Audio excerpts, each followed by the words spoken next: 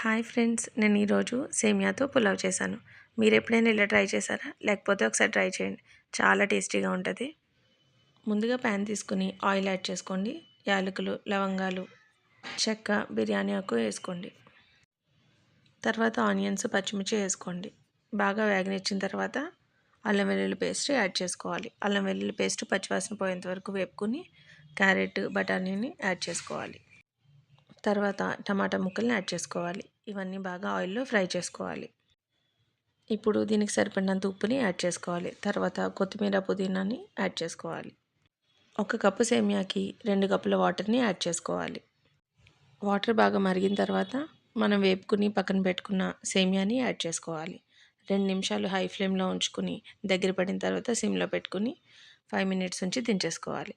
దించే ముందు కొద్దిగా నెయ్యి, కొత్తిమీరని యాడ్ చేసుకోండి. నచ్చితే నా ఛానల్ని సబ్స్క్రైబ్ చేసుకోండి.